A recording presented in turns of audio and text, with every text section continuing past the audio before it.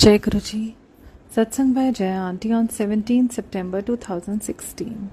गुरु जी की बातें बहुत ही सरल होती हैं यदि हम इसे लेने के मकसद से सुने।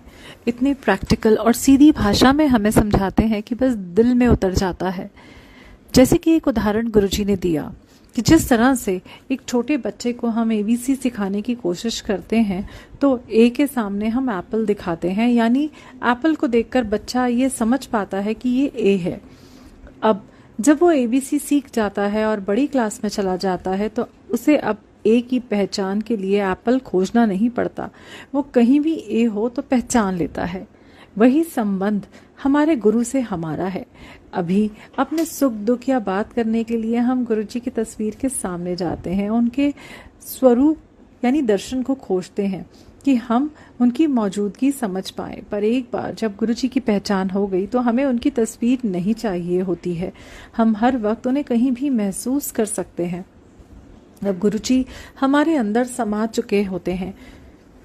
यही अवस्था ही तो प्राप्त करनी है। इसके बाद तो गुरु जी हमें पार उतार कर जहां ले जाएंगे उसकी कल्पना भी हमने कभी नहीं की होगी।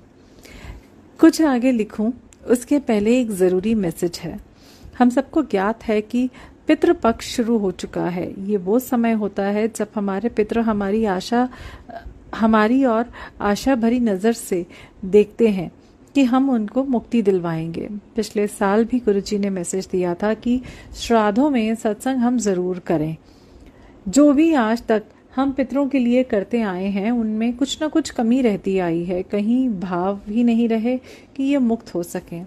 करना होता है क्योंकि पंडितों ने कहा है, पर यदि सही भाव से हम सब ये करते आते तो हमारे पितृ मुक्त हो पाते।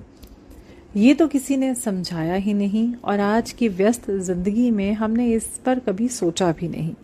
किसी अपने का श्राद्ध भी हमारे लिए बस एक काम सा बनकर रह गया है जिसे पूरा करके हम अपने सामान्य जिंदगी में वापस आने की जल्दी में रहते हैं और यही हम चूक गए। यही सबसे बड़ी हमारी लापरवाही हो गई। जो मुक्त होकर हमारे लिए दुआ करते कि हमारा खानदान जो कभी उनका हुआ करता था वो फले फूले, उसकी जगह वो अपनी ही मुक्ति के लिए हमारे आसपास